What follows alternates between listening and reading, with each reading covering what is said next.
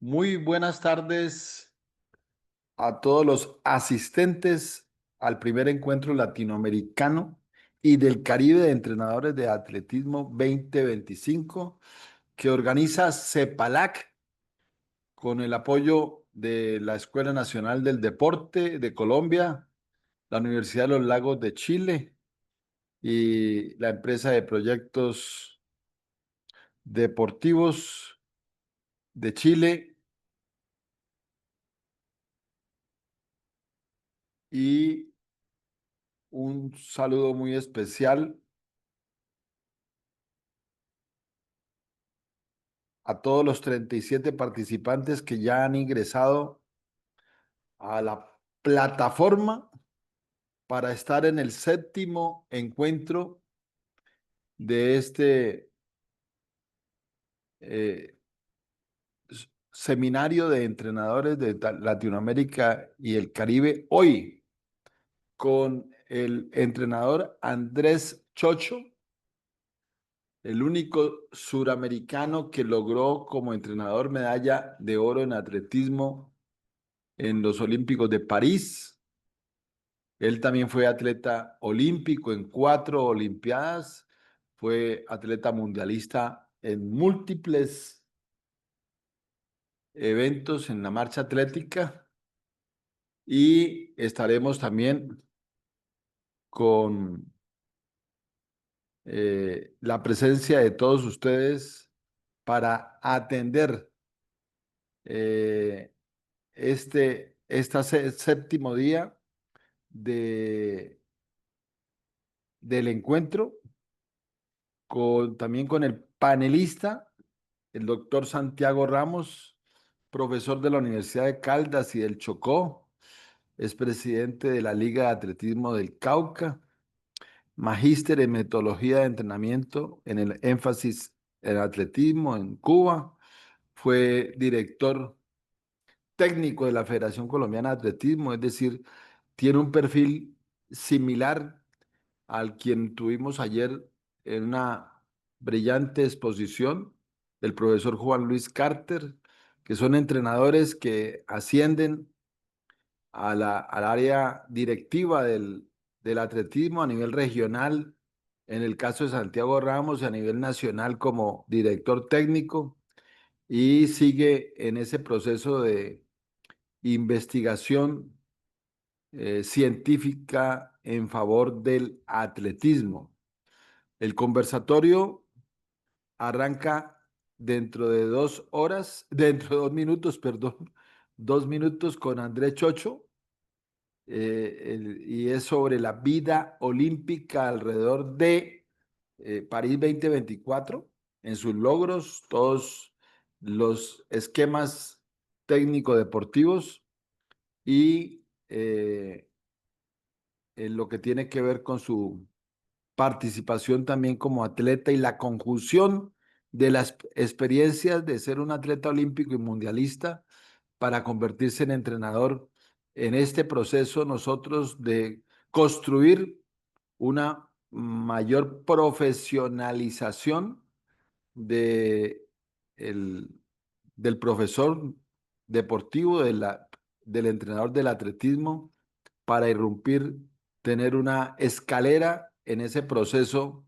de desarrollo de las diferentes áreas donde el entrenador puede seguir evolucionando profesional, social y económicamente. Entonces, esas son las dos actividades que tenemos hoy de hora y media con el entrenador Andrés Chocho del Ecuador y el profesor Santiago Ramos de profesor universitario de Colombia. En un minuto estaremos dando inicio oficial a este encuentro que ya tiene 73 asistentes en sala. Ayer hubo, el máximo número fue de 280 eh, profesores y entrenadores de atletismo en sala, pero el total fue de 435 en el día de ayer, lunes. Y ahí saludamos al profesor Santiago Ramos, que ya está presente. Y en 30 segundos, para ser muy cumplidos, damos inicio al conversatorio sobre la vida olímpica con ya un entrenador de ese nivel que ha tenido 2 oros mundialistas con Perú en el Mundial de Oregón, con la atleta de marcha atlética peruana que logró esos 2 oros mundiales en 20 y 35 kilómetros, y el oro olímpico con Daniel Pintado de Ecuador en 20 kilómetros marcha atlética. Bueno, iniciamos este proceso y arrancamos con el profesor André Chocho.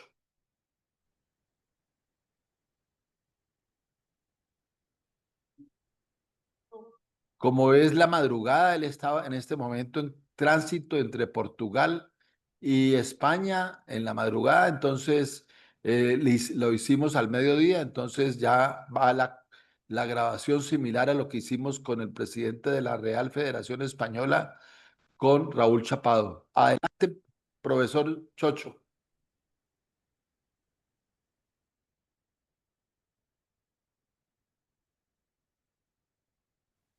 Un saludo muy especial a André Chocho, nuestro único entrenador de atletismo con oro olímpico en París 2024. Andrés, muy buenas tardes allá en Portugal. Bueno, muy buenas tardes, Ramiro. Muchas gracias por la invitación. Y bueno, todavía contentos con el resultado alcanzado en París. Bueno, muchas gracias. Lo estarán viendo un volumen muy grande de entrenadores y profesores de atletismo de Latinoamérica, y el objetivo es darle una perspectiva, como usted lo ha logrado como entrenador deportivo y como atleta, llegar a los podios panamericanos, mundiales y olímpicos, y ahora como entrenador joven obteniéndolo todo. Empecemos diciéndolo, su padre logra impulsar la marcha atlética en Ecuador 3 años antes de que naciera.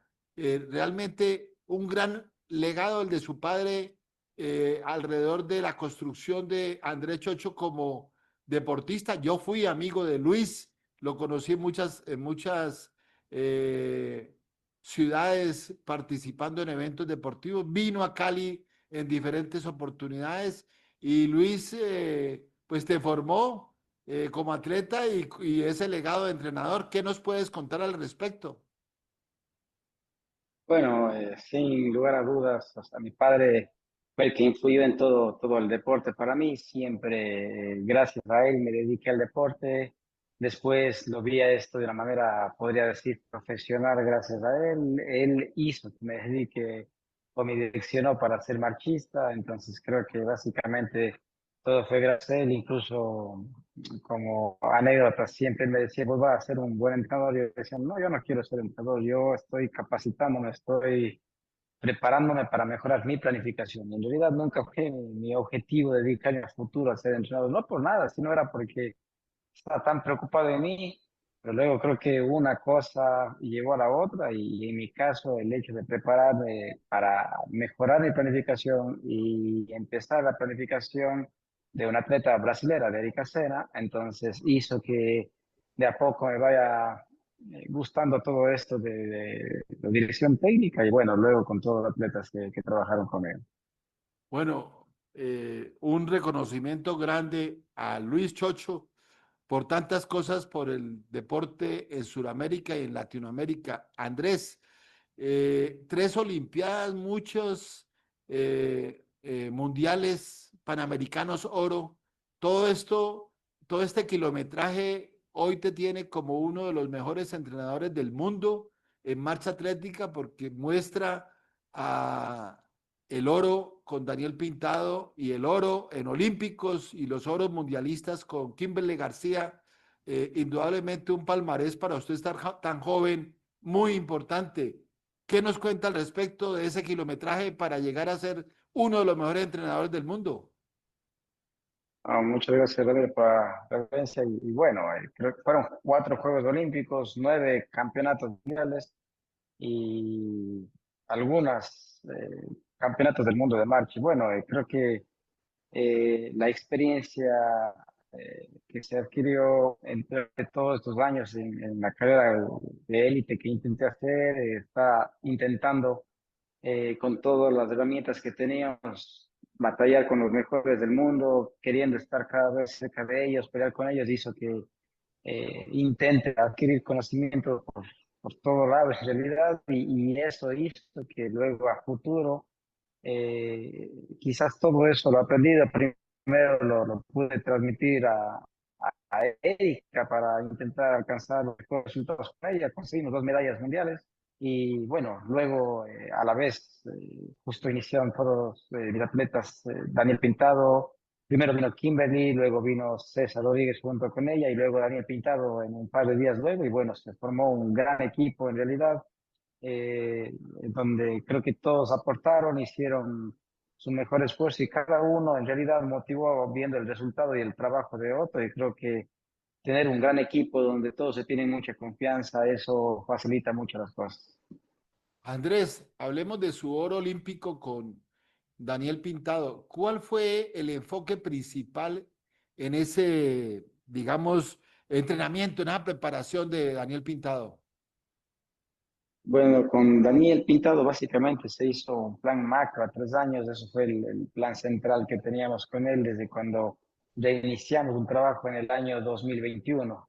Ya había trabajado con él en épocas junior y bueno, también ya sabía el potencial que tenía y bueno, luego por algunas situaciones de la vida, él tomó un rumbo, yo tomé otro y bueno, pero siempre seguíamos siendo grandes amigos y bueno, luego del 2021 tuvimos una reunión, acordamos las condiciones, podría decir, o las reglas, en cierta forma, de cómo podríamos conseguir un gran resultado en los siguientes Juegos Olímpicos. Y bueno, Daniel se puso totalmente a disposición, hicimos un gran trabajo, modificamos absolutamente todo en cuanto a su planificación, en cuanto a su alimentación, en cuanto a su profesionalismo, en cómo afrontar en sí las pruebas.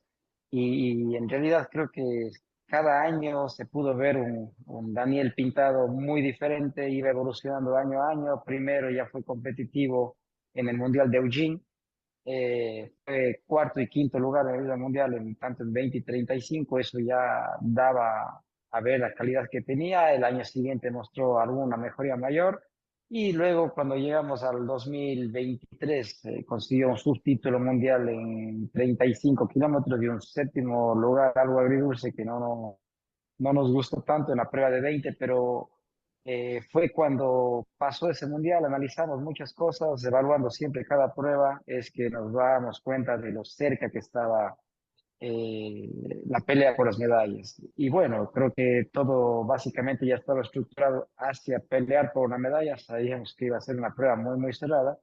Y luego de la prueba referencia que existe en la marcha mundial, que es Campeones de La Coruña, Daniel llega a prácticamente 5 segundos del primer lugar, de un atleta que venía invencible un par de años, entonces decíamos, no, o sea, está nada, justo esa misma noche nos reunimos y le dije, tenemos que cambiar algunas cosas porque los márgenes son mínimos, entonces tenemos que aprovechar todo y bueno, fue lo que hicimos, modificamos la planificación aún más, se concentró aún más, estuvimos cerca de lejos de la familia mucho tiempo y bueno, luego al final cuando se consiguieron todos esos resultados fue cuando bueno, nos dimos cuenta que todo valió la pena.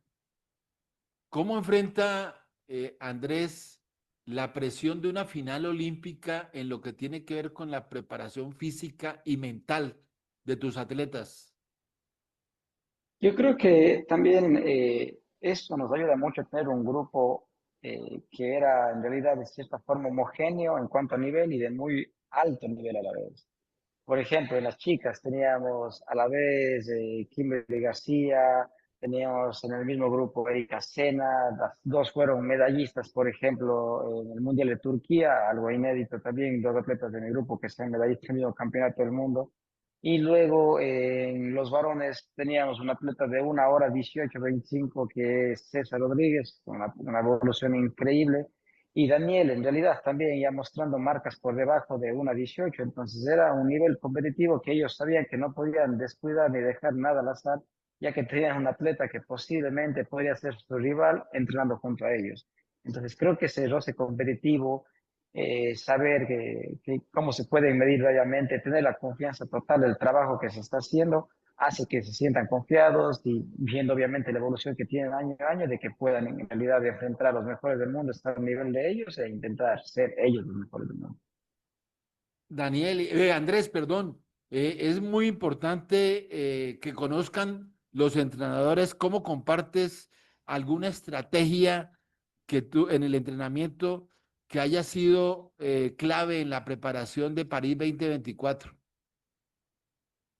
Bueno, yo creo que, a ver, en cuanto a cómo era la prueba de París, era algo que en realidad lo esperábamos mucho, un tipo de prueba muy rápida, con cambios de ritmo, y bueno, tuvimos, podría decir, la suerte de que ya nos vimos en pruebas con ese mismo estilo de competición durante los campeonatos del mundo previos. Entonces, fueron eventos muy similares, con circuitos muy similares a los que entrenamos.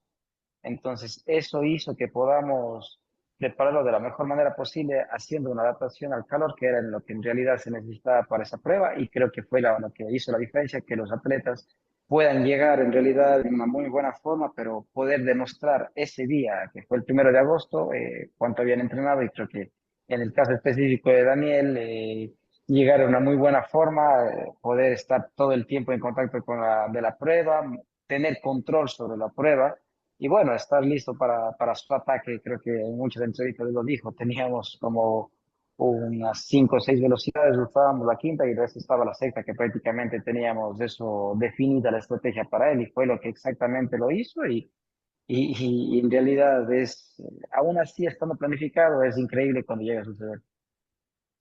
A ver, Andrés, muy importante conocer sobre todo los profesores de atletismo, los entrenadores, ante esas distancias en la marcha atlética, cómo manejar el volumen y la intensidad en los entrenamientos.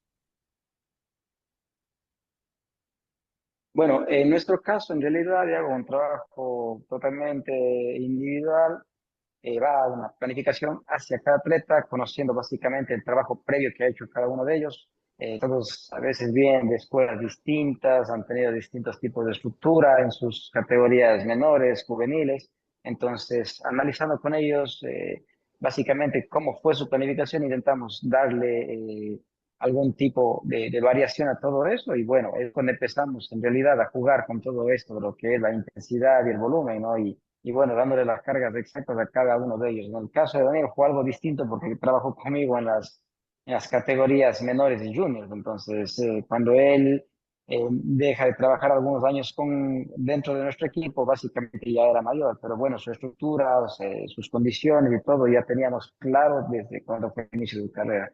Entonces, como digo, es básicamente tener algo totalmente, un plan individualizado con cada uno de ellos, respetar el proceso que viene cada uno haciendo y saber claramente, de una forma muy real, cuál es el objetivo que se consigue con cada uno de ellos. Bueno, teniendo en cuenta esa gran experiencia suya, Andrés, como exatleta olímpico, 4 Olimpiadas y ese volumen de mundiales que nos relató ahora, esas experiencias hoy, ¿cómo se traducen en la preparación de tus atletas que tienes allá en Portugal rumbo a Tokio 2025, que estamos a días del evento?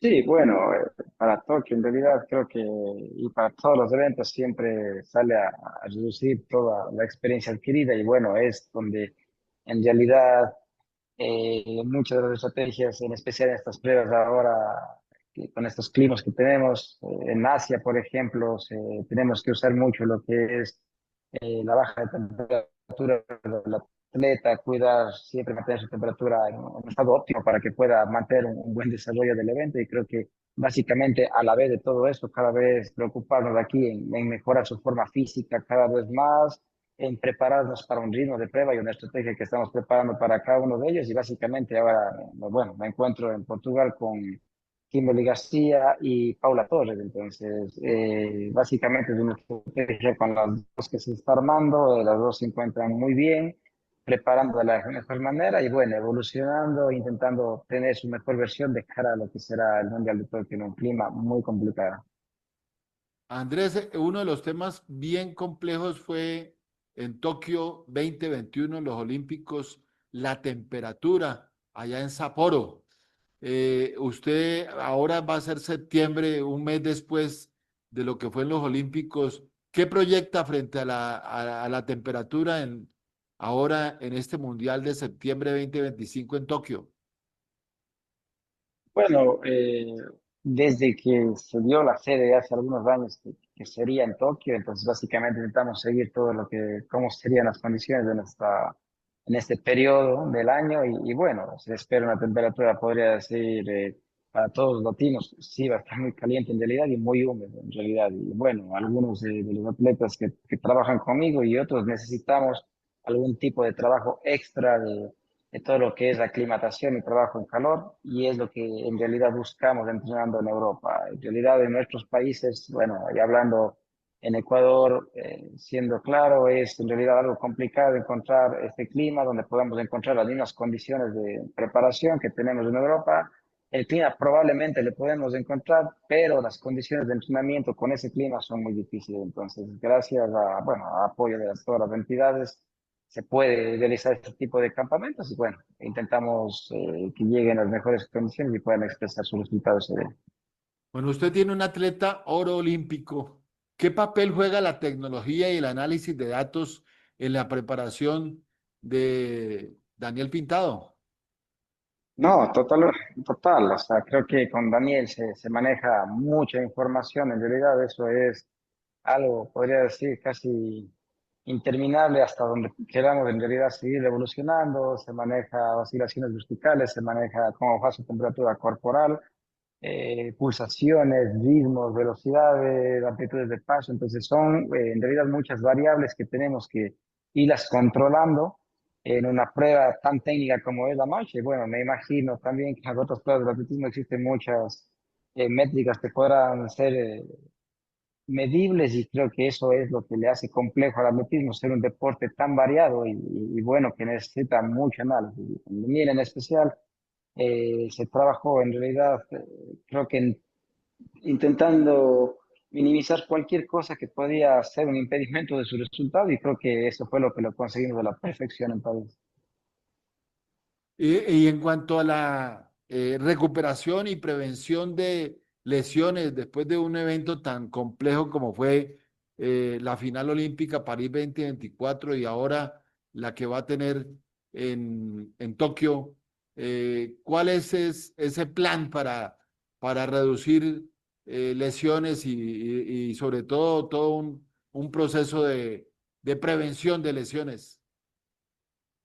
Bueno, durante toda la preparación en sí, bueno, trabajamos en todo lo que es prevención y se hace preparación física durante toda la preparación. Y bueno, creo que es algo que mantiene a todos siempre con las molestias mínimas para poder seguir entrenando cada vez más fuerte.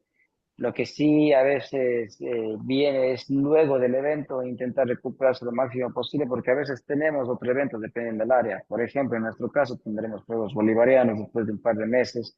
Eso en realidad las fechas siempre nos obligan a mover un poco la planificación porque después viene ya una siguiente temporada en la cual a veces intentamos que no nos quede corta. Entonces es lo que estamos trabajando siempre, intentando recuperar y, por ejemplo, como un dato con Daniel, por ejemplo, luego de los Juegos Olímpicos, intentamos mantener los pies en la tierra para que pueda continuar primero su recuperación completa y luego una preparación óptima de cara a una nueva temporada, pero en cambio fue en realidad algo muy complicado por la cantidad de eventos y reconocimientos que tenía al alcanzar un resultado de esa magnitud, que en realidad lo imaginamos, pero no cuantificamos o no teníamos ni idea qué tan grande iba a ser todo esto y bueno, creo que después tuvo algunas molestias que se maximizaron y bueno, prácticamente esta temporada está siendo muy compleja para él, tratando algunas molestias, pero en cambio siempre con la mira en Los Ángeles, que es el objetivo principal. Andrés, hubo en la final de marcha del oro olímpico con Daniel Pintado, hubo un momento crítico y cómo lo superaron.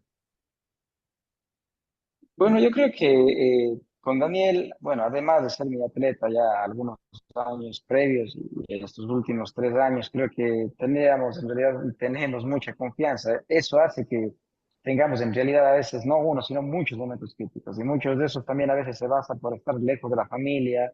Es duro en realidad y lo entiendo totalmente. Creo que esas son las cosas positivas del haber sido atleta de alto rendimiento, entender y estar en la posición de cada atleta y manejar a la vez una preparación y una carga psicológica, una carga alta. Entonces, eso hace que el atleta en realidad intente siempre mantener, como digo, la preparación lo más estable posible, pero aún así es algo complejo. Y aún en el caso, por ejemplo, de Daniel, estar 5 meses fuera de su casa, lejos de sus hijos, hacía en realidad que sea muy complejo durante la preparación, pero cuando se van consiguiendo poco a poco los resultados y por eso es que hablaba de un punto de quiebre que fue luego de Coruña, cuando él consiguió hacer 1 hora 17, fue cuando se dio cuenta, vamos 3 meses y medio fuera del país y ya estoy en 1 hora 17, estoy a 5 segundos de uno de los favoritos, entonces estamos a nada de poder intentar una medalla o ganar el evento. Entonces ya fue un momento que le decía,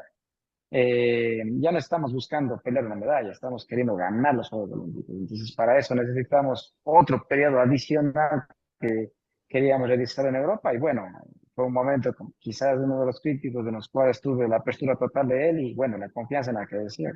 Continuamos de la forma que estamos y consiguiendo lo que se trata. Ustedes rindieron al máximo con su atleta Daniel Pintado en París 2024 y hacia Tokio 2025. Eh, ¿Qué aspecto considera clave desde el punto de vista psicológico en desarrollo de la respuesta que diste anteriormente? No, yo creo que, bueno, la parte psicológica es algo fundamental, ¿no? Y creo que siempre estar con equipo multidisciplinario, interdisciplinario, con mucha comunicación de ellos es totalmente indispensable para que, bueno, se pueda solventar cualquier falencia que tenga cualquier deportista. Y creo que en el caso nuestro intento asesorarme de muchos profesionales para que también controlen algunas áreas en las cuales necesita trabajar cualquier atleta. Entonces, en el caso ahora, por ejemplo, es algo muy importante lo que es la parte psicológica de cara a cualquier evento grande y en especial todo lo que es la parte nutricional y cómo se da la ingesta de bebidas, es algo también de tomar mucha atención en este tipo de condiciones que tendremos allá en Tokio. Eh, Realmente siente uno mucho orgullo suramericano, latinoamericano, Andrés, con esa manera tan solvente como usted eh, da respuesta a esos compromisos olímpicos y mundialistas tan importantes. Por eso es muy bueno que nuestros entrenadores sepan usted cómo evalúa el desempeño de sus atletas o en este caso de Daniel después de competencia para lo que viene, porque inmediatamente ustedes tienen un calendario y esa evaluación, ¿cómo la hacen? Bueno, en realidad creo que gracias a la comunicación que tengo con cada uno de mis atletas, creo que es uno de los pilares de la fortaleza del equipo. Entonces, siempre termino un evento e intento ya estructurar una evaluación lo más pronto posible. No quiero que se les vaya ningún detalle conforme a lo que pasó en la prueba. Uno, desde su perspectiva, les doy mi punto de vista e intentamos ahí tener una visión más clara para luego, ya con algo más de tiempo, empezar a analizar los datos que se obtienen del evento. Entonces, básicamente ese tipo de información es clave para un futuro. Entonces, siempre hacemos nuestro en las pruebas pequeñas y también en las grandes. Entonces, porque a veces las pruebas en las que todo sale perfecto, en realidad es cuando menos cosas tenemos que analizar.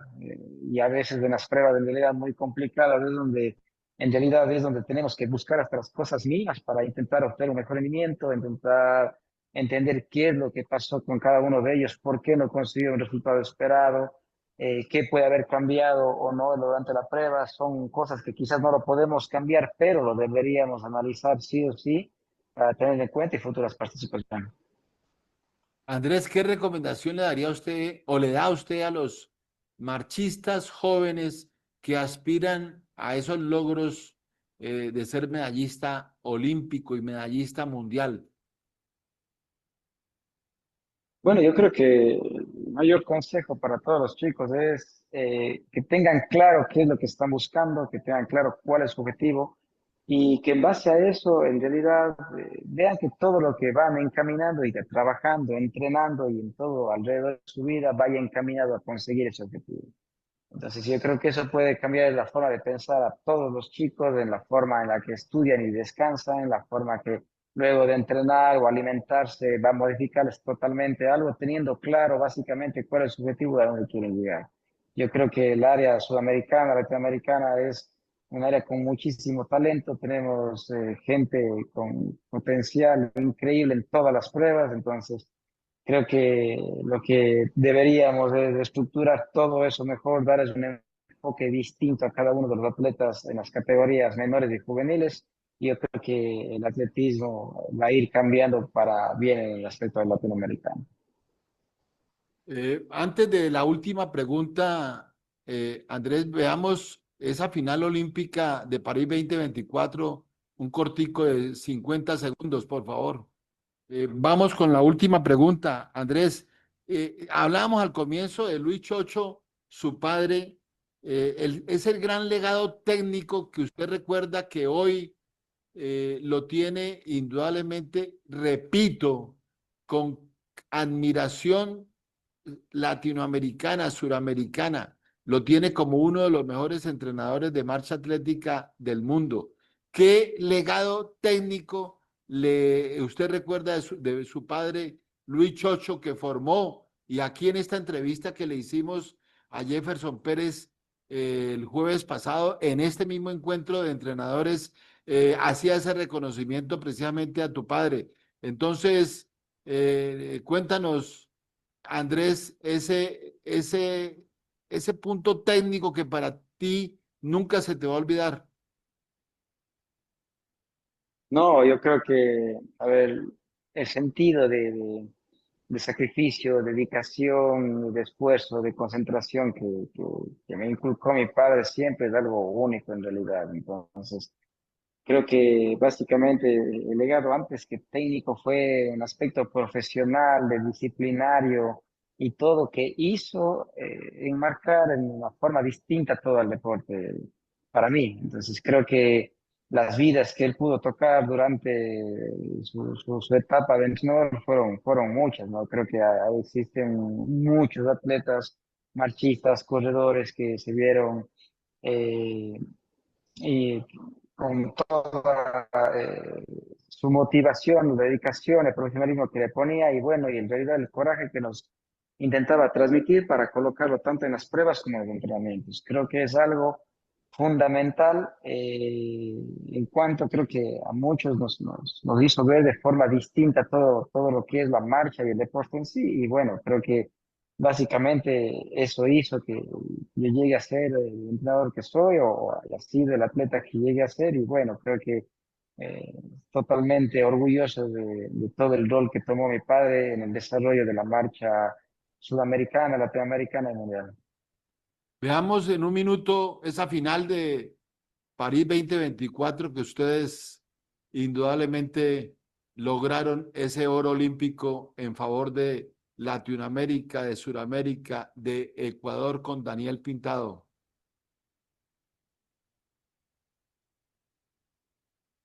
Ahí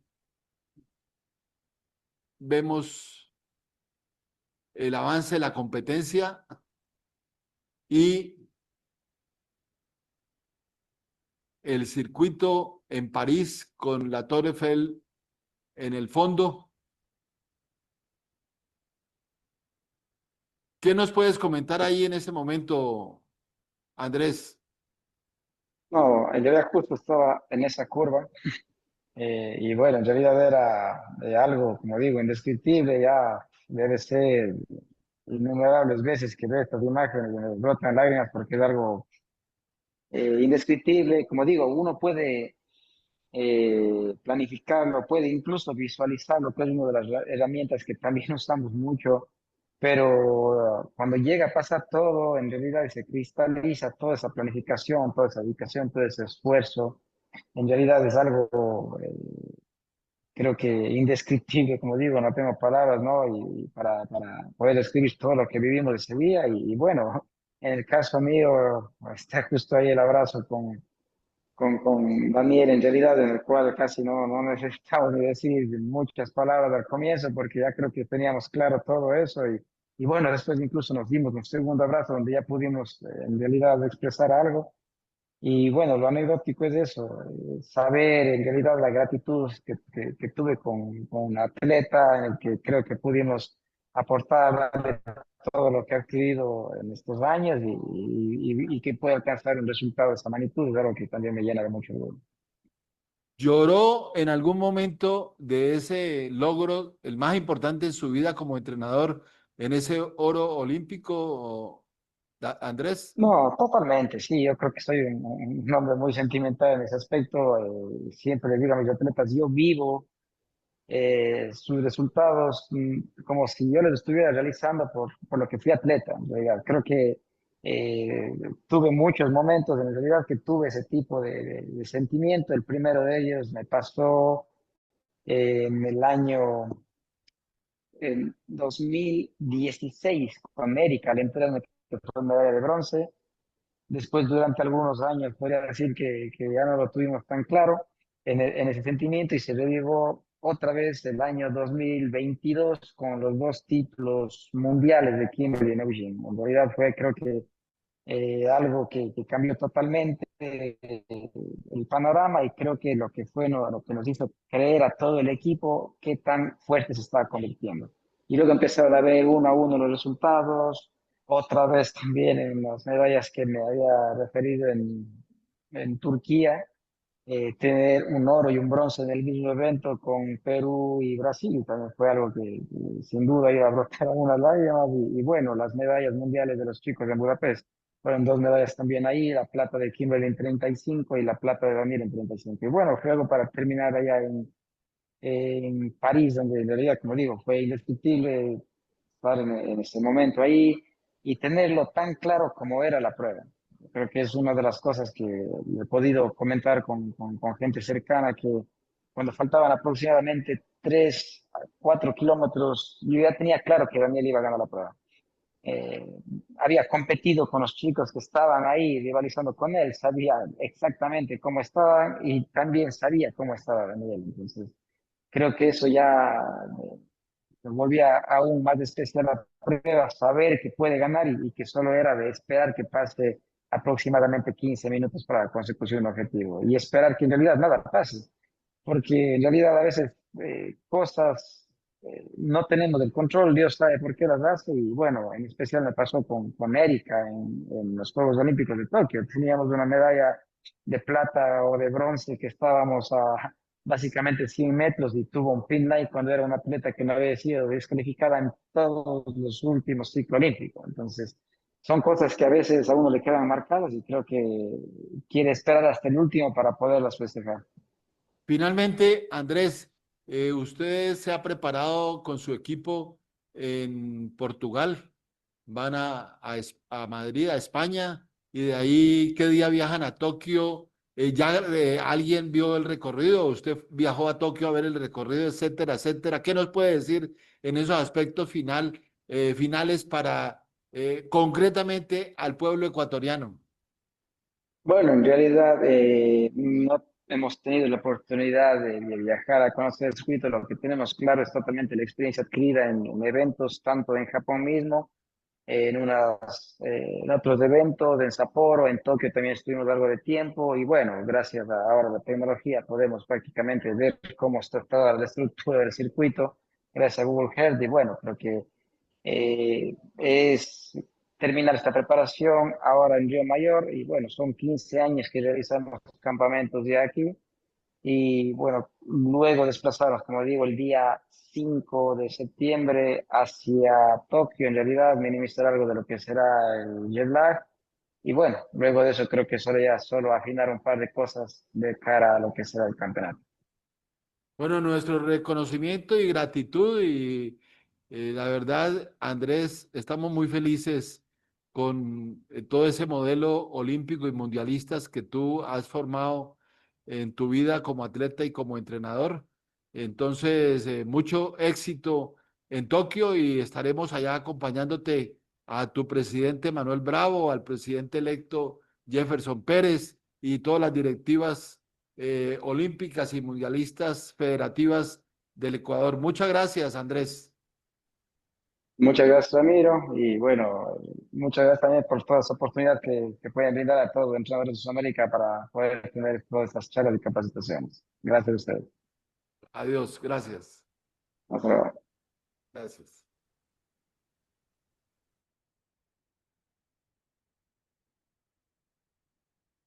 Vivido ese oro latinoamericano en marcha atlética de Daniel Pintado, descrito por su entrenador Andrés Chocho y que nos ha dado una serie de enseñanzas para nuestra formación, profesores de deporte y entrenadores. Recuerden, participantes, que todas las intervenciones del chat de interés deportivo, pedagógico, técnico, competitivo, serán incorporadas al libro que llevaremos a Tokio como la memoria de este encuentro latinoamericano y del Caribe de Entrenadores 2025 organizado por CEPALAC con el apoyo de la Universidad de los Lagos de Chile, la Escuela Nacional del Deporte, Institución Universitaria de Colombia la Sports de Proyectos Deportivos de Chile, que nos, como ha aparecido su imagen en la pantalla. Yo quisiera, por ejemplo, informar, hay muchos mensajes, pero lo que tiene que ver directamente con esta exposición de Andrés Chocho en tipo conversatorio, nos dice Gary Galarza, gracias a Dios y a nuestros compatriotas, estoy muy orgulloso de ser ecuatoriano y corredor activo de la costa de este país. Y así, un latinoamericano en estas instancias será siempre un gran proceso detrás de las condiciones para todo Latinoamérica, desde los recursos y los procesos gubernamentales intermitentes. ¡Qué orgullo! También nos dice Salvador, el anterior era Santiago Posada y el de ahora es Salvador Stalin Mateo. Muy buen exponente, grandes conocimientos. Muchos saludos de diferentes ciudades, países, desde los Estados Unidos. Buenas noches a todos desde Michigan. Ángel Gutiérrez nos acompaña de allá. Pues obviamente el link es abierto para los panelistas. Nuevamente Cindy de Costa Rica, Cindy López, amiga. Saludos, entrenadora de Costa Rica. Xiomara, desde saludos desde Venezuela. Bueno, hay una serie, verifiquemos a ver si ya hay aún algún aporte ya técnico, además de los saludos, que nos permita ser incorporado incorporados al libro para la respuesta. Bueno, realmente felicitaciones, emocionante. Eh, Profesor, por esa gran medalla, le dice Harold Canaval, uno de los líderes baluartes de el deporte desde la estructura bilingüe de instituciones educativas de la ciudad de Cali. Muchas gracias, reiteramos gratitud al profesor Andrés Chocho y le pedimos, saludamos al profesor Santiago Ramos, que tenga la bondad de estar con nosotros.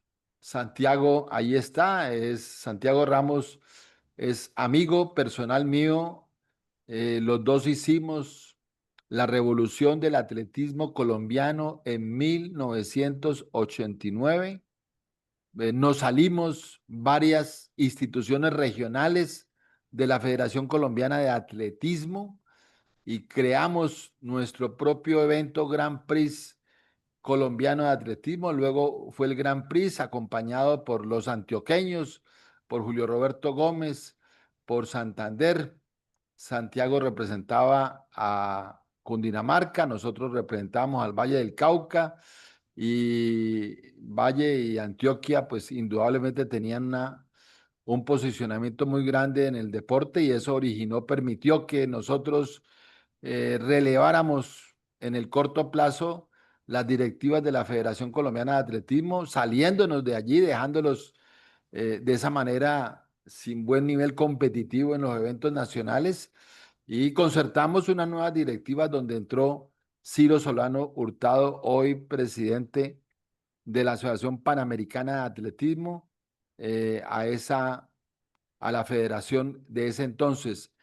Santiago es docente universitario, licenciado, magíster en Cuba en entrenamiento deportivo con énfasis en atletismo y ha sido, como lo dije ahora, presidente de Liga de Atletismo, director de la Comisión Técnica de la Federación Colombiana de Atletismo. Entonces te pedimos, Santiago, que darte la bienvenida y te pedimos que ojalá en 5 minutos, máximo en 10, hagas una breve introducción de tu conferencia, Tendencias en el proceso de búsqueda de la excelencia deportiva.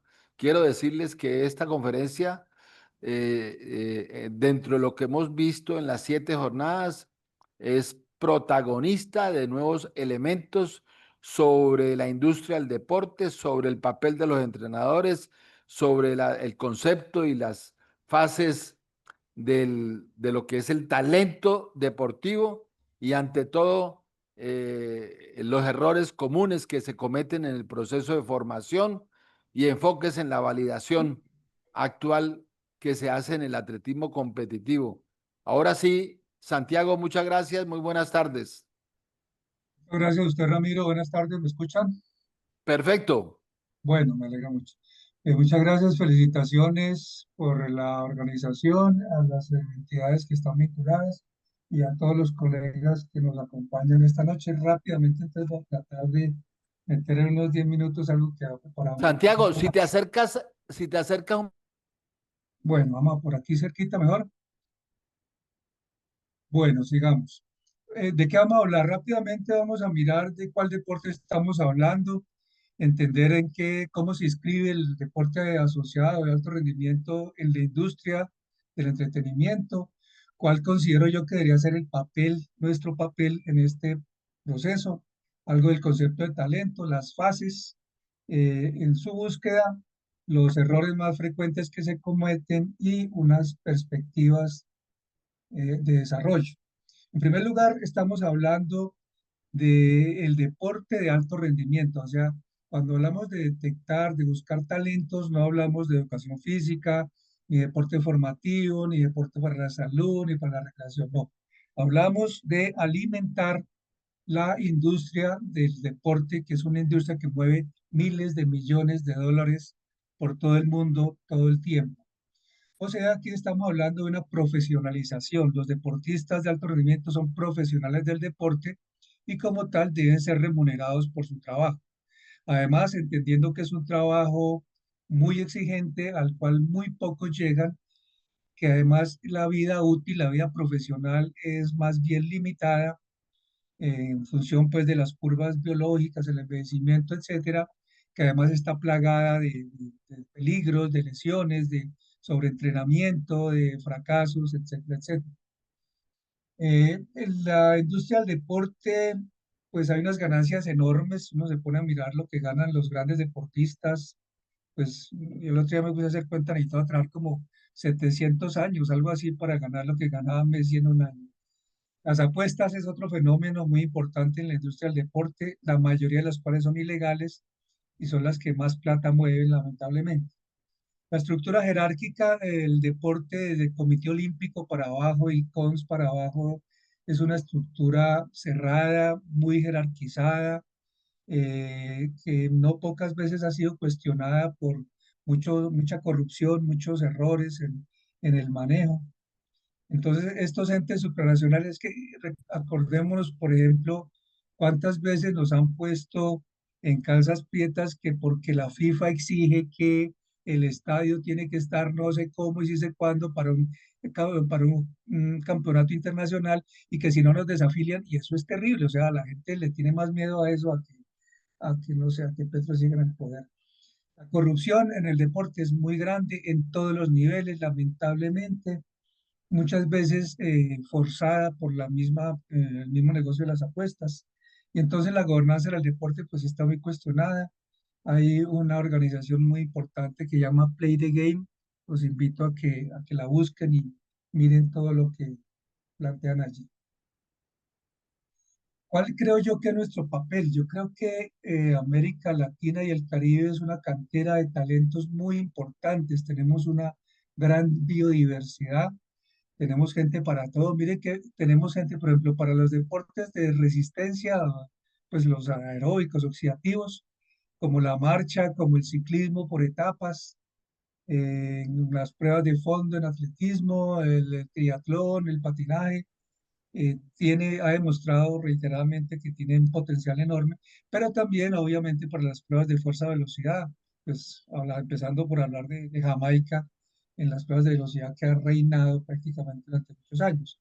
Gozamos de una enorme biodiversidad que ojalá aprovecháramos mejor, de condiciones, bueno, no en todo el subcontinente, pero por ejemplo en Colombia y cerca al trópico, se puede entrenar todo el año. Aquí no, nunca tenemos un metro de nieve que no nos permita salir a entrenar o una temperatura de 45, 50 grados que no deje hacer ejercicio.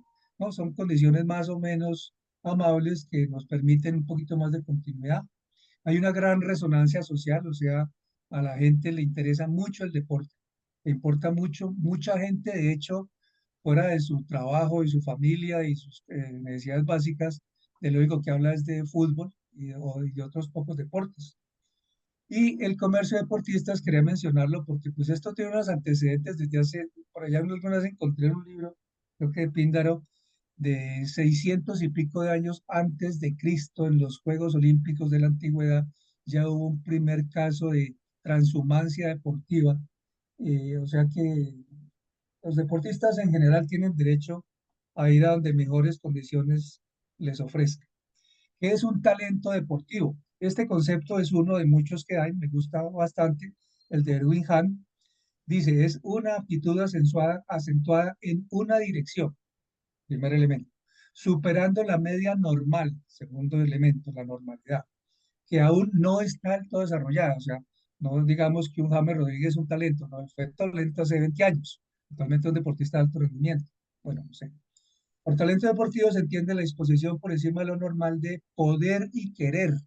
Uno muchas veces ve muchachos con el biotipo, pero no les interesa, entonces ahí no hay nada. Si no hay una altísima motivación, no pasa absolutamente nada. Poder y querer realizar unos rendimientos elevados en el campo. Las fases del proceso, a veces confundimos unas por otras. Me parece que esta conceptualización de Wollstonecraft es clara y por lo menos me parece que sigue siendo válida. Entonces, primero es detección. ¿Qué es detectar talentos? Es buscar de entre la población que no está vinculada a la práctica deportiva, que no está en ningún club, academia, gimnasio, liga, etcétera, de esa población los que tienen aptitudes excepcionales. Eso es detectar primero. Luego, identificación. Entonces ya los que estaban practicando deporte, entonces vamos a orientarlos cada uno hacia donde sus aptitudes, sus características le permitan prever unas mayores posibilidades de rendimiento y de logro. Aquí viene paralelamente el fomento, desarrollo del deporte, es decir, es proporcionar a los atletas un entorno de aprendizaje adecuado para que puedan desarrollar su talento. Entre otras cosas, hay que decirlo de una vez, si no contamos con unas condiciones adecuadas para desarrollar el talento, es mejor que no nos gastemos detectando talentos porque ¿para qué? O sea, para decirle muchachos, usted puede ser el mejor del mundo, pero no tenemos entrenador, ni escenario, ni cómo llevarlo a un campeonato, realmente es mejor dejarlo quieto. La selección es cuando ya tenemos deportistas entrenados y necesitamos buscar los mejores para un evento en particular. Entonces, la selección Colombia de atletismo para Juegos Olímpicos, ¿ya? Que son los atletas de alto rendimiento que vamos a escoger para una competencia en particular. Y hay una que no está en la taxonomía de Wollstonecraft, que es relativamente nueva, que es la transferencia. Transferencia consiste en aprovechar la preparación que han tenido deportistas en otras modalidades, en otros deportes, pero que ya no les da más o que han tenido problemas con los dirigentes o con los entrenadores o se cansaron de eso, pero que tiene una preparación muy importante que podría servir para pasar exitosamente a otros deportes. Ahí tenemos, por ejemplo, la Lisimbayeva, la garrochista rusa, que era gimnasta, y un día la llevaron al estadio y estaban entrando las garrochistas y se puso a entrenar con ellas y una les fue ganando. Bueno, los errores en el proceso. Yo he venido trabajando este tema porque es que me preocupa mucho y es que cometemos errores, por ejemplo, escoger por el rendimiento temprano, o sea, suponer que porque un niño rinde mucho, entonces va a ser campeón olímpico, no es cierto. Más bien ocurre lo contrario. Segundo, especializar tempranamente. Ese es el camino más seguro hacia el fracaso. Los Estados Unidos, por ejemplo, tiene una asociación, la NASPE, que dice que hasta los 15 años deberían estar practicando por lo menos dos deportes complementarios, o sea, diferentes. No fútbol sala en invierno y fútbol soccer en verano, no. Dos cosas completamente diferentes que les garantice un desarrollo lo más global posible. La evaluación transversal, es decir, eso de pretender ir un día a una escuela y hacer unas pruebas y decir cuáles son y cuáles no son, eso definitivamente no es así. Desconocer el efecto de la edad relativa. ¿Qué pasó? Que encontraron que los niños nacidos a principios de cada año tendían a ser mejores, a tener más resultados que los nacidos a finales del mismo año. ¿Qué pasa? Pues que entre más chiquitos sean, pues más grande la diferencia de un año en términos de desarrollo y de crecimiento y de maduración, ¿cierto? Y si, por ejemplo, como pasa en Colombia con intercolegiados, que entiendo que la categoría más bajita es 7-8, entonces compite un niño que acaba de cumplir 7 con uno que ya va a cumplir 9, donde hay en términos de talla más o menos un 10% de diferencia, hablando de promedios, y en peso puede ser un 20% de diferencia. Una diferencia demasiado grande que no se tiene en cuenta. La falta de rigor metodológico en las pruebas. Por ejemplo, yo hoy estoy haciendo el navet de Leger en pasto y en tierra, no, tiene que ser en un piso fabricado, no puede ser así. Entonces, esas pruebas tienen que seguir unos protocolos muy juiciosos. Ignorar los diferentes ritmos de desarrollo y de aprendizaje. No todo el mundo aprende al mismo ritmo.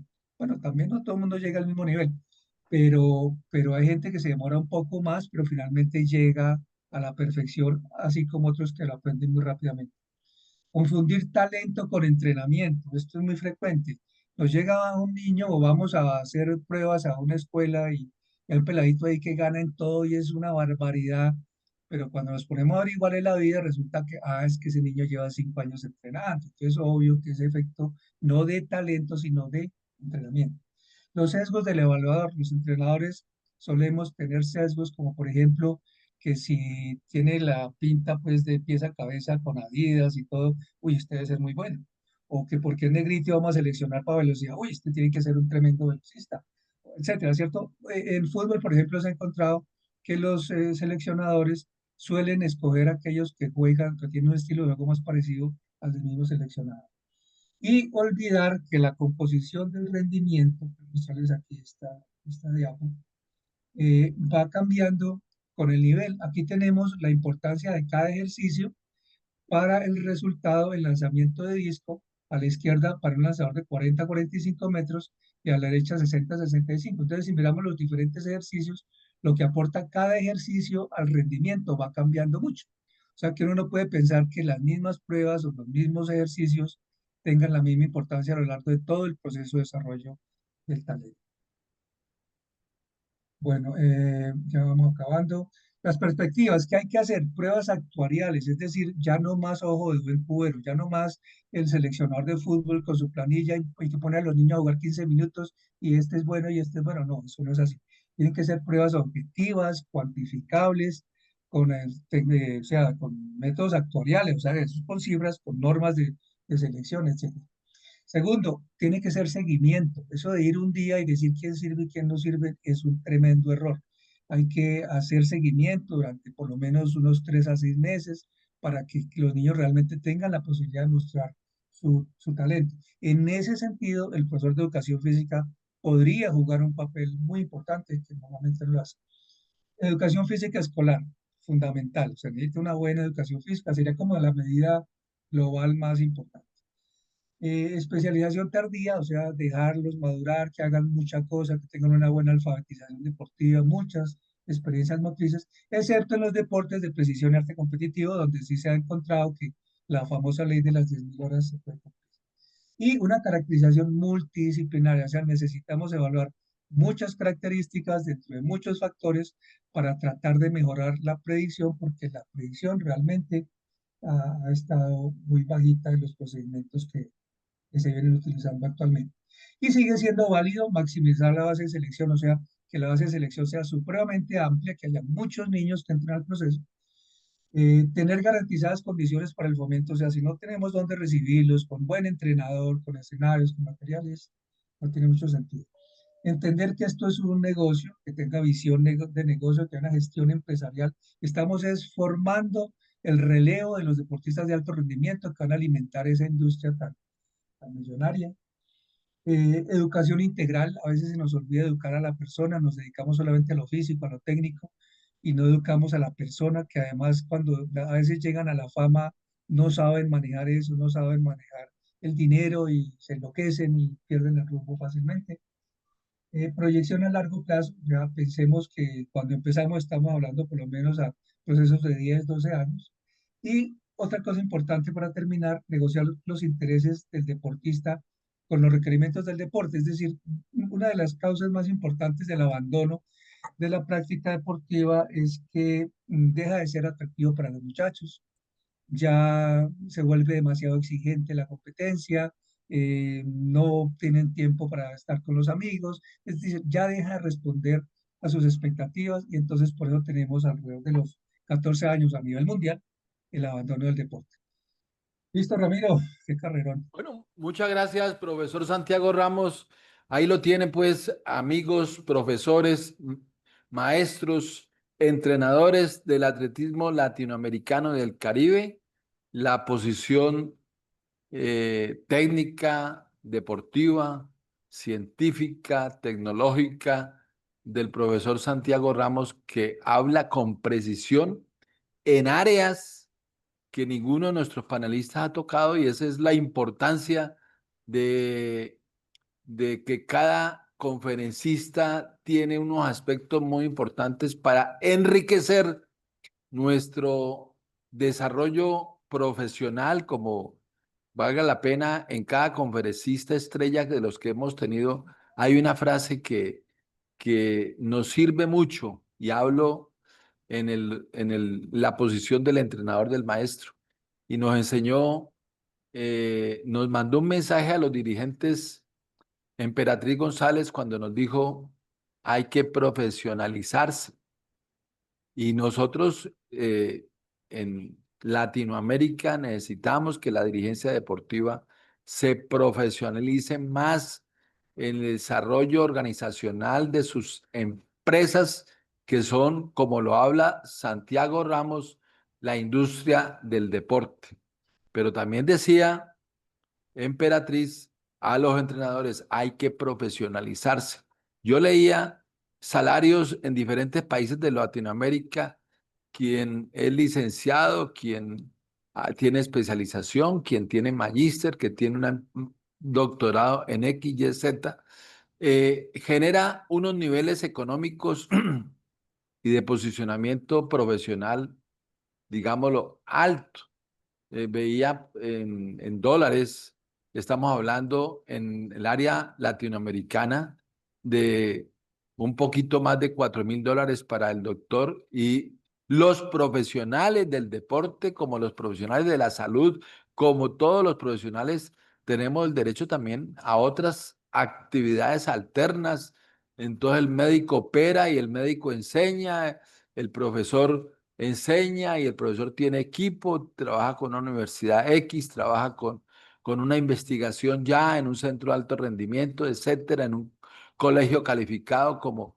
Entonces hay muchas áreas para incrementar esos 4.000 y pico de dólares, que en Estados Unidos es un salario relativamente corto, pero que en Latinoamérica es una cifra. Si la multiplicamos por dos, y es la profesionalización en una cara, pero en la cara de generar resultados técnicos deportivos, pues obviamente eso nos permite. Este preámbulo para decirles a los 236 que en este momento están conectados, ayer fueron, repito, 415, y lo máximo que se vio en la pantalla fue 208, porque unos entran, otros salen, etcétera, etcétera. Entonces, para estos 237 que estamos conectados ahora, abrir el debate sobre esta exposición de Santiago Ramos es muy importante. Primera pregunta, Santiago, sobre la industria del deporte. ¿Cómo afecta la profesionalización de un deporte específico al desarrollo de talentos jóvenes y a la estructura jerárquica de las organizaciones deportivas? Yo creo que, Ramiro, que, compañeros, que es precisamente la formación del relevo, ¿cierto? O sea, el papel que me parece más importante que podemos jugar es buscar esos niños con aptitudes, o jóvenes con aptitudes excepcionales, para formarlos, para entrar a alimentar esa industria del entretenimiento. Y entonces, pues eso obviamente afecta a todo mundo. Ahora, en cuanto a la profesionalización, algo muy importante, yo fui entrenador departamental hace muchísimos años, pero cuando yo era entrenador de las juntas de deportes, yo era un empleado, un funcionario público de planta nombrado, con 14 sueldos al año, con prima de vacaciones, cajanal para la seguridad, seguro social para la pensión. Eso se perdió, a pesar de que, por ejemplo, hay dos fallos de la Corte Constitucional que dicen que las actividades misionales de los entes del Estado deben ser desarrolladas con personal de planta.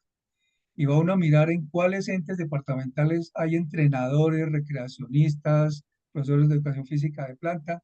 Resulta que no hay. Esa es una lucha que me parece que tenemos que dar. Esa profesionalización tiene que empezar por ahí, porque es que eso con órdenes de trabajo, órdenes de prestación de servicios de 3 meses, así es muy complicado. No hay procesos. Tiene que estar pendiente del favor del político, del dirigente. Entonces, así es muy complicado. Te pido el favor, brevedad en cada respuesta para que podamos avanzar con mayor eficacia. ¿Qué Bien. retos existen, Santiago, para combatir la corrupción en la industria del deporte, y cómo pueden los entrenadores asumir un papel activo en esta lucha? Eso es muy Los, importante. los entrenadores y la comunidad en general. Yo, por ejemplo, integré la veeduría ciudadana de los escenarios de los Juegos Deportivos Nacionales 2023 en Manizales.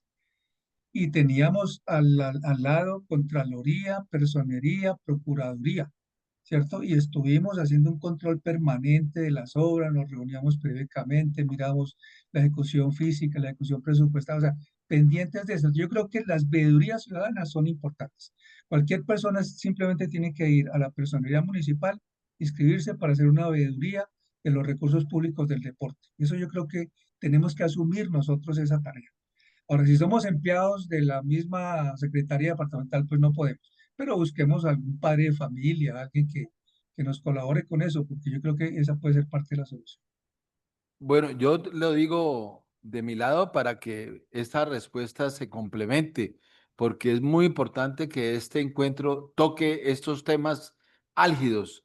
La lucha contra la corrupción es el ejemplo del dirigente deportivo es el ejemplo del profesor, del entrenador. Yo fui presidente de la Federación Colombiana de Atletismo 12 años y no tuve ni un negocio sucio de corrupción en infraestructura deportiva. No contraté nada de infraestructura deportiva, pero sí lo vi todo y denuncié en los dineritos que manejan las entidades federativas. Tampoco hubo absolutamente nada de corrupción. Los entrenadores en el tema del doping, en el tema del manejo del atleta y demás, etcétera, es con el ejemplo y casos hemos visto muchísimos de un gran ejemplo de profesores, maestros, entrenadores rectos. Entonces yo complementaría esa respuesta de Santiago con el ejemplo del dirigente y del entrenador. ¿Cuál es el impacto de los entes supranacionales en la toma de decisiones nacionales sobre políticas deportivas y el desarrollo del atletismo? Pues yo creo que el impacto puede ser en el compartir conocimientos, compartir recursos, asesorar, colaborar para que el desarrollo sea un poco más homogéneo, porque es que las tendencias, digamos, en este capitalismo salvaje es que el rico cada vez es más rico y el pobre cada vez más pobre, y en términos deportivos es parecido. La distancia que nos separa de la élite mundial cada vez es mayor, eso no se ha acortado. Tenemos una base deportiva relativamente escasa, tenemos uno o dos muy buenos, pero el tercero viene a siglos, entonces así es muy complicado tener realmente. Yo creo que ahí las federaciones, las confederaciones, la World Athletics, en el caso nuestro, pues podría ayudar mucho en la formación de entrenadores, formación de dirigentes deportivos. El papel como entrenador es, uno, ¿cómo optimizar las condiciones ambientales para aprovechar la biodiversidad en Latinoamérica para detectar y formar talentos deportivos con esa riqueza que usted habló en la conferencia? Ramiro, aquí se hizo un intento, mire que por ejemplo Jefferson nos decía que lo que estaban recogiendo ahorita lo habían sembrado 98, 99, que él fue al Congreso a conseguir firmas para una legislación de apoyo al deporte de rendimiento, ¿cierto? Creo que aquí ningún deportista de alto rendimiento se ha tomado ese trabajo, ni siquiera a nivel departamental. Aquí se intentó hacer más o menos por esa misma época los centros de alto rendimiento. Inclusive yo me beneficié con otros 17 compañeros que nos becaron para hacer unas maestrías en Cuba, y es que para venir a trabajar en los centros de alto rendimiento. Pero cuando volvimos ya se había acabado la idea, porque entonces aquí cada dirigente del ministerio ahora va cambiando de papel. Pero por ejemplo, esos centros de alto rendimiento en Ecuador me parece que están dando resultados en muchos deportes. Miremos cómo es la trayectoria reciente y vemos que no es solamente atletismo, velocidad y marcha, tiene resultados interesantes en varias cosas, sin grandes Co- costos, ¿no? Comercialización versus protección de los intereses a largo plazo de los deportistas. Yo envidio un poco a los compañeros de fútbol porque en fútbol hay una cosa que llaman los derechos de formación.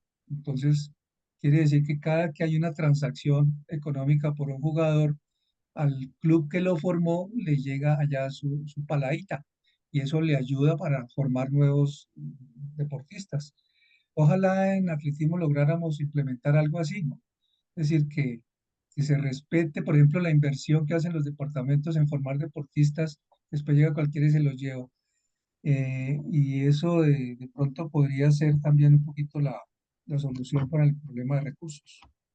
Voy a presentar para todos y la respuesta del profesor Santiago, que me parece muy importante, el papel social del entrenador con la comunidad y cómo potenciar esa resonancia social del atletismo como deporte.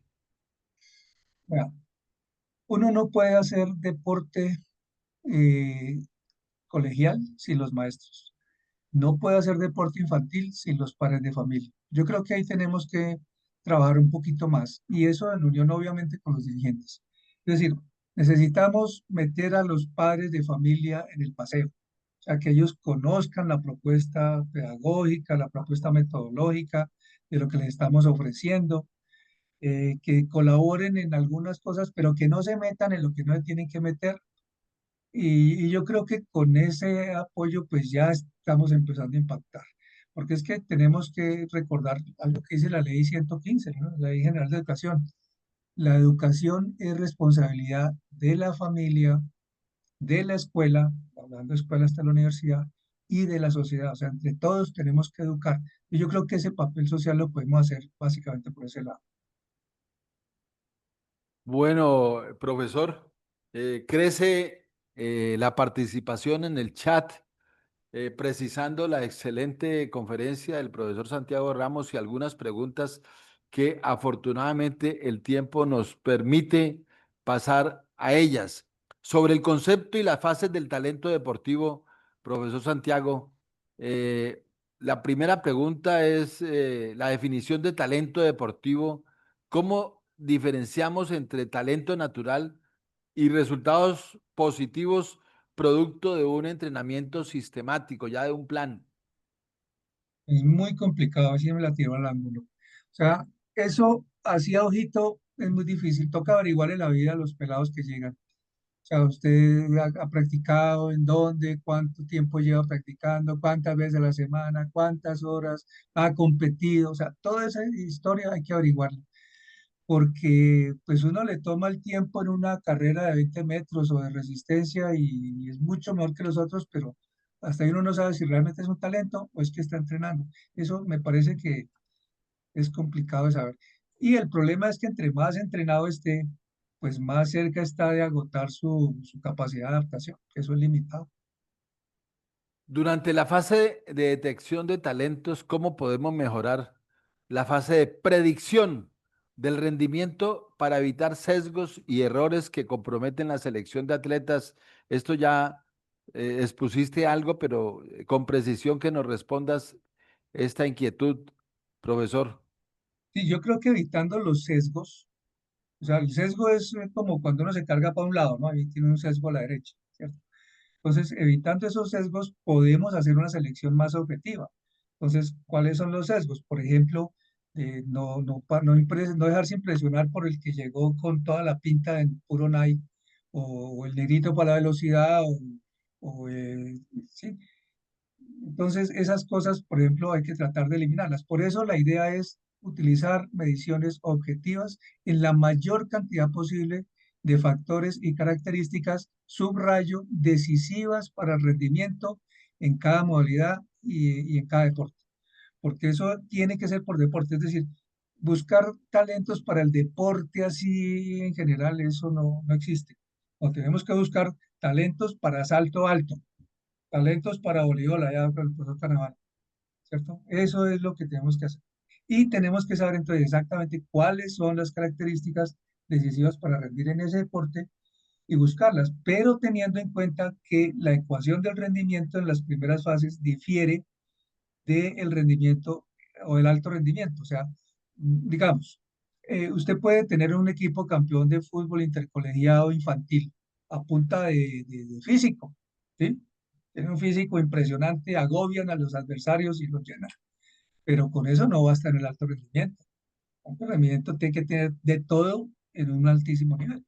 Entonces, por eso hay que tener en cuenta que hay cosas que son muy importantes en el rendimiento inicial, pero que no son decisivas más adelante.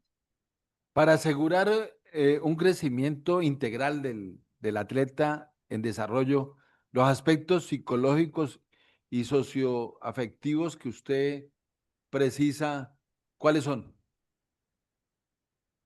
El apoyo familiar es muy importante. Nosotros hicimos una investigación con los Juegos Centroamericanos Escolares de Armenia, que fue 2013. Encontramos que el principal agente socializador, o sea, las personas que más influyen en que los niños y adolescentes vayan al deporte son los padres de familia. Después, otros familiares. Después, el entrenador. Por allá atrás, el profesor de educación física, lamentablemente. Porque el profesor de educación física, repito, es la única persona en nuestra sociedad que tiene la oportunidad, que tiene esos muchachos por lo menos un año, y debería tener el conocimiento para distinguir quién es bueno en una cosa, quién es bueno en otra cosa. Ahora, ¿qué pasa? Que no hay estímulo. O sea, hágalo o no lo haga, da lo mismo. Entonces, la mayoría prefiere no hacerlo. Pero si hubiera un estímulo, como hay en otros países, de que por cada talento verdadero que usted detecte, hay algo, pasa algo, pues eso sería muy motivante. Yo creo que eso también hay que implementar. La siguiente inquietud,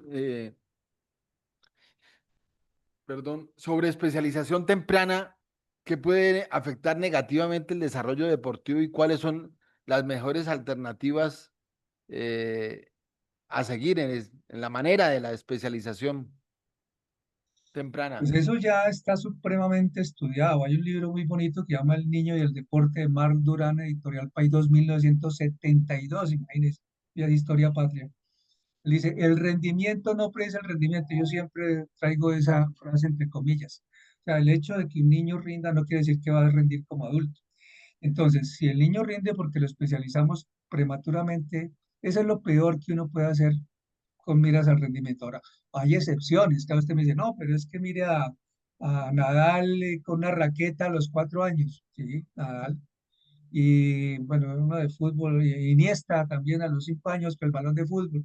Sí, es verdad, pero son excepcionales. Pero en general es que hay mucha literatura, les puedo mandar unos cuantos artículos científicos que demuestran que eso es de lo peor que uno puede hacer. O sea, entonces, ¿cuál es la alternativa? Se llama alfabetización deportiva. O sea, aprender muchos deportes, cogerle gusto al deporte, por ahí ir formando todas las cualidades volitivas y a partir de lo que tenga más aptitudes y que tenga las proporciones corporales y le guste, entonces uno lo va llevando en una dirección o en otra. Pero esa especialización no hay que hacerla de afán. Entonces, perfectamente hasta los 15 años esa formación y a los 16 sí ya decimos, bueno, lo suyo es tal cosa y ahí sí, carga venteada. Profesor, dándole continuidad a esa última expresión suya, la edad relativa, para que los entrenadores no descarten prematuramente a jóvenes talentos. ¿Cuál es su aporte?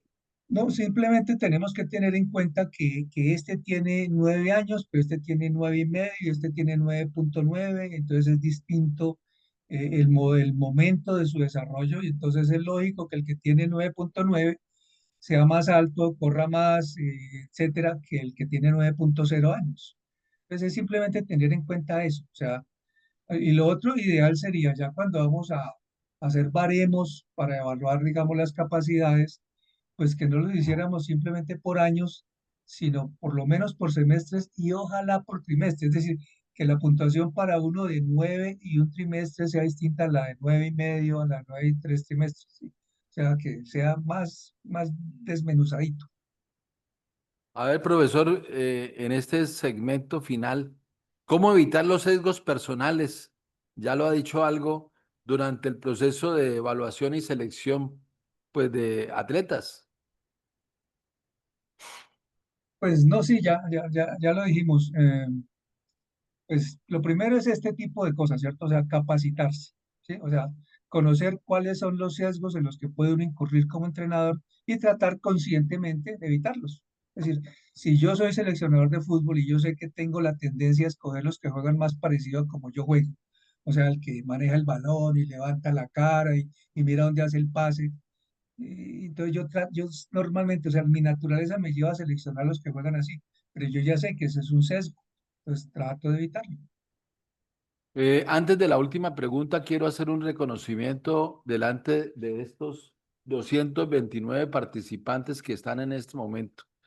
El profesor Santiago Ramos es el único entrenador de Colombia, profesor universitario, que en los dos mundiales que hicimos en Cali en el 2015 y en el 2022 llamó a la organización a buscar acreditación para estudiantes y para él a fin de hacer investigación toda una semana por cuenta de los estudiantes y el cuenta del mismo profesor y seguramente colaboración de la universidad haciendo una investigación. Eso es el único por decir algo, un universo de universidades con deporte en Colombia que puede llegar a unas 80 facultades y el único, ese reconocimiento había que hacerlo, profesor. Finalmente, la última pregunta. ¿Por qué es fundamental mantener una base amplia en la selección y apostar por una educación integral del atleta? Bueno, la base amplia es porque ya sabemos que el talento es el que está muy fuera de lo normal. Es decir, para deporte de rendimiento no nos interesan los normales, nos interesan los anormales, los que están muy por encima de la normalidad. Entonces, hay un par de estadígrafos ahí, que es el promedio o media y la desviación estándar, ¿cierto? Entonces, se supone que, digamos, la estatura, si el promedio de los hombres es 1,74 m y la desviación estándar es 8, es decir, que entre 1,74 menos 8 y 1,74 más 8 está lo normal. O sea, entre 1,66 y 1,82 es normal. Más de 1,82 ya es alto. Una desviación, pero dos desviaciones ya serían 1,90 y tres desviaciones serían 1,98, ¿cierto? En deporte normalmente se buscan tres, tres y media, cuatro desviaciones por encima del promedio. Eso es un montón, eso es lejísimos. Y si ustedes recuerdan la curva, la campana de Gauss, entre más hacia los extremos nos vamos, entre más sesgo tenemos, más poquitos hay.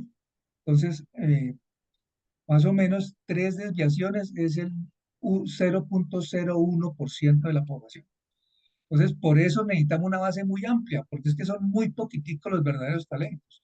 Entonces, si yo solamente voy y busco entre 100, pues voy a encontrar una característica sobresaliente en una persona. No encuentro más, pero si evalúo entre millones, pues voy a encontrar muchas más posibilidades. Pues por eso es muy importante. Y la otra parte de Bueno, la pregunta era la formación integral. a ver, comencemos con la del chat. Le cuento que Ah, bueno. hay más de 5 decenas de participaciones. Vamos a leer de a tres para que nos rinda. Saludos a Santiago Ramos. El tema es muy interesante y establece una diferencia entre la selección para la fase inicial y la selección de Juan Bacallao. Excúseme que se me fue y no lo pude leer bien el apellido. Con Gualberto Acallado, profesor de atletismo del Fajardo de Cuba. El proceso, Santiago Posada, el proceso de práctica, por lo menos 2 deportes hasta los 15 años, va de la mano de las fases sensibles.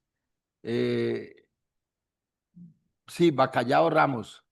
Eh, excelente concepto sobre las fases, muy interesante.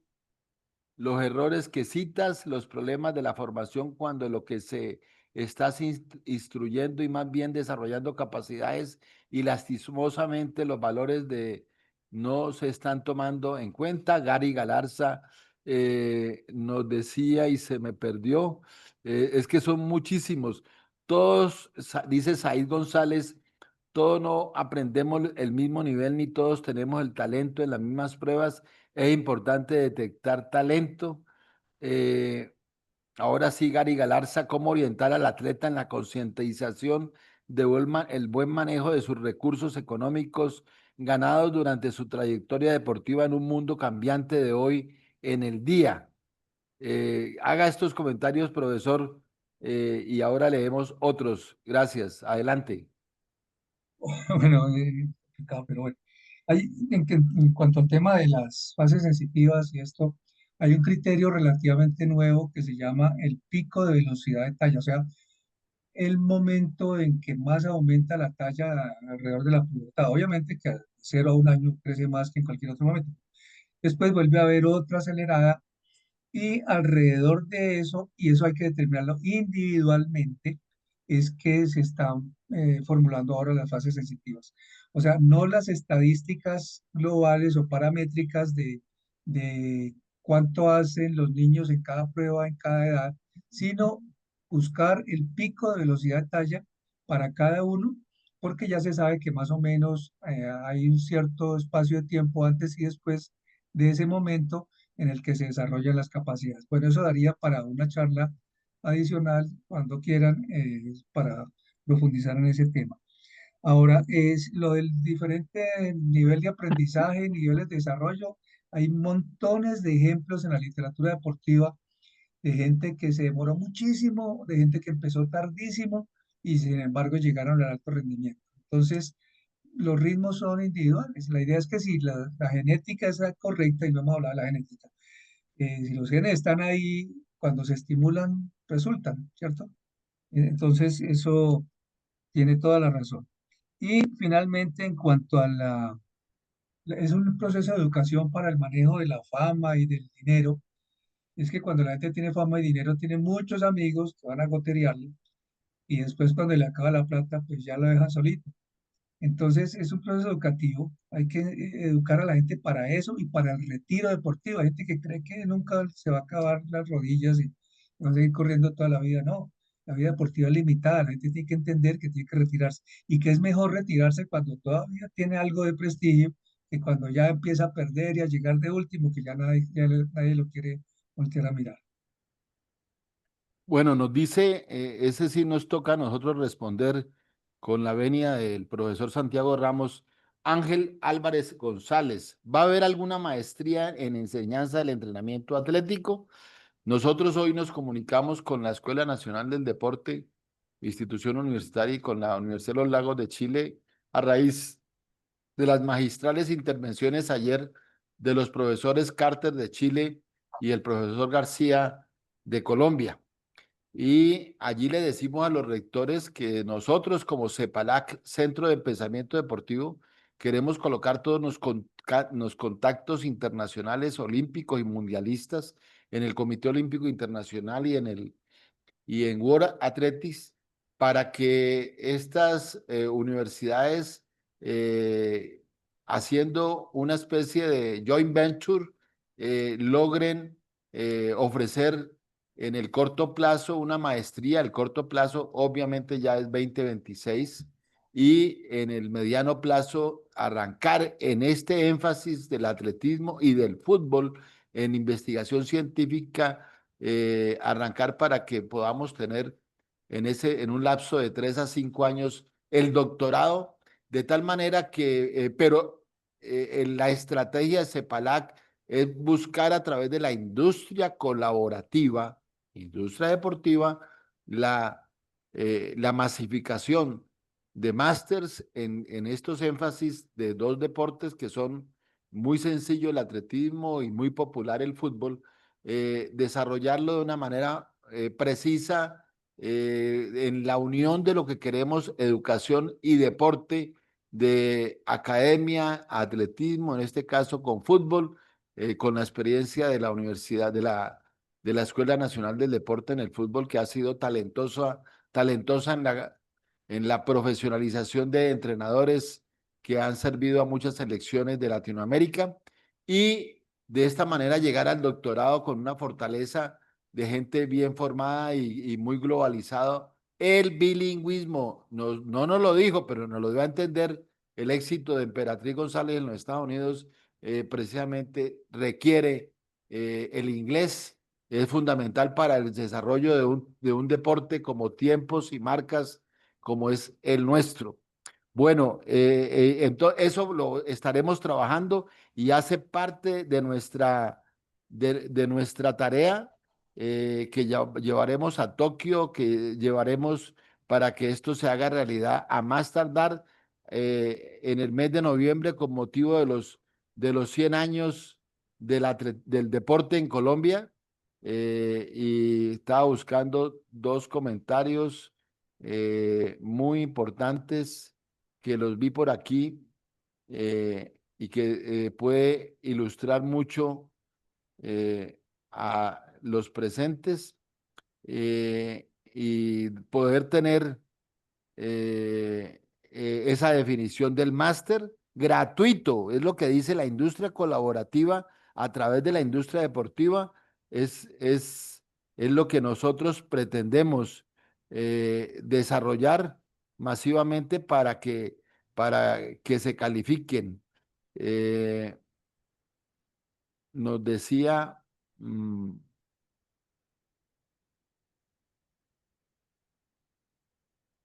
el atletismo no tiene continuidad en el proceso de alto rendimiento. La iniciación tiene un proceso vacío en la mayoría de las ciudades de Latinoamérica. Dando el ejemplo de fútbol, en Uruguay hay CAT, centro de alto, CAT de base, hasta el fútbol profesional, hasta la venta al fútbol europeo. Saludos, Wilton Guillenea desde Rivera, Uruguay. Eh, y nos dice Fernando Jiménez, eh, ¿qué se puede decir de la competencia en edades tempranas? Hoy en día, a más temprana edad, se miran niños en la competencia, ¿es correcto? ¿Se tiene en cuenta el desarrollo biológico y emocional? Nos dice Pablo Arteaga, un gran aporte del profesor Santiago Ramos eh, para el atletismo colombiano. Pablo Arteaga también hizo parte de ese proceso de revolución del atletismo colombiano que hicimos en 1999 y que celebramos en la pista del Estadio Olímpico de Montjuic en Barcelona con las medallas cubanas, las medallas latinoamericanas y la medalla colombiana de Jimena Restrepo en los 400 metros planos. Profesor Santiago, esas tres intervenciones. Bueno, con respecto a la formación de doctorado, yo estuve indagando también, creo que la Universidad de Pachuca tiene un doctorado, tuvo un doctorado en fútbol. Maestrías, por ejemplo, estas becas que les conté ahora en Cuba, se llamaba Maestría en Teoría y Metodología del Entrenamiento con mención en un deporte. Entonces, había unas materias teóricas que las hacíamos en conjunto, pero ya la parte de cada deporte lo hacíamos con especialistas cubanos, e inclusive con los de alto rendimiento. Eh, Hay maestrías en ciencias del deporte, en metodología del deporte, etcétera, que ya están inventadas. Lo mismo doctorados. El doctorado en ciencias del deporte es muy importante en muchos países. Pero doctorado en atletismo, pues habría que formularlo. Y yo creo que si hay una masa crítica interesada, se puede plantear. Y si la escuela está dispuesta, pues eso sería como la parte más importante. Sobre las competencias infantiles, me parece que en general no son muy convenientes. La literatura dice que las competencias formales deberían empezar alrededor de los 12 años y no pensando en resultados, sino en que el niño aprenda la mecánica de la competencia, o sea, cómo es eso, cómo es la alimentación los días anteriores, tener lavada la camiseta, tener los tenis listos, llevar el carné, hacerle, o sea, toda esa mecánica, el calentamiento, todo eso es lo primero que hay que aprender antes de pensar en resultados. Entonces, estamos apresurando demasiado la competencia y hemos tenido resultados inclusive a nivel mundial en niños de 7 y de 8 años. Y yo pregunto, ¿dónde están ahora? ¿A dónde llegaron? Yo siempre he dicho que si un niño a los 8 años es campeón mundial, pues será que de mayor piensa ser campeón intergaláctico. Entonces, pues eso realmente no tiene mucho sentido. Eso hay que llevarlo también con mucha tranquilidad. En atletismo, por ejemplo, veo que están haciendo una cantidad de carreras y hasta de gateadores. Por ahí vi una aberración el otro día, hasta competencias de gateadores. Me parece que hay un error muy grande ahí. A ver, profesor, la última, porque ya nos estamos pasando el tiempo. Débora Medina nos dice de Colombia, los padres pueden tener compromiso, los entrenadores son o somos muy creativos, recursivos y motivamos en lo máximo a los pupilos, pero lamentablemente los institutos y o entes gubernamentales no siempre contratan a los entrenadores por el año, solo por algunos meses. Usted ya lo planteó, profesor. Entonces, los chicos o jóvenes difícil por continuar por apoyo para ir a los eventos, no hay contrato para el entrenador y además la adolescencia donde muchos jovencitos se retiran por su parte afectiva o estudian o entrenan o entrenar y su futuro eh, se me fue y su futuro, qué pena, Débora, y su futuro, aquí el computador, y su futuro de proyección personal laboral los hace pensar y tomar decisiones. Un minuto, profesor. Mucho gusto, Débora Inés, compañera de mil batallas. Sí, ¿no? Tienes toda la razón. O sea, el problema de la continuidad en la vinculación del entrenador. O sea, sabemos que uno de los principios del entrenamiento es el principio de continuidad. Pero el contrato se termina el 30 de noviembre y por allá hasta marzo vuelven a contratar. Los más gomosos siguen trabajando gratis, me parece que no es correcto. Entonces, hay unos problemitas administrativos ahí que hay que resolver en la base. Pero la otra visión que podemos tener es que, venga, estamos formando personas para un relevo, para una profesión muy lucrativa, que es el deporte de alto rendimiento, Entonces no podemos limitarnos a los recursos que nos dé el Estado. Porque es que muchos dirigentes deportivos se limitan a administrar los pesitos que le da el Indeportes o la Secretaría Departamental, etcétera. Y eso no es, pues para eso no se necesita dirigentes deportivos. Entonces yo creo que hay que hacer más gestión con la empresa privada, ver esto como un negocio que va a ser rentable, que hay que invertirle en la base para que produzca réditos en el alto rendimiento. Entonces cambiar un poquito ese chip también. Muchas gracias al profesor Santiago Ramos por su excelente disertación en el día de hoy. Igualmente al maestro de entrenadores Andrés Chocho y a todos ustedes, 226 personas que están en este momento en la línea, en la sala. Mil gracias y nos vemos mañana. Muchas gracias. A usted por la invitación, compañeros, por su compañía.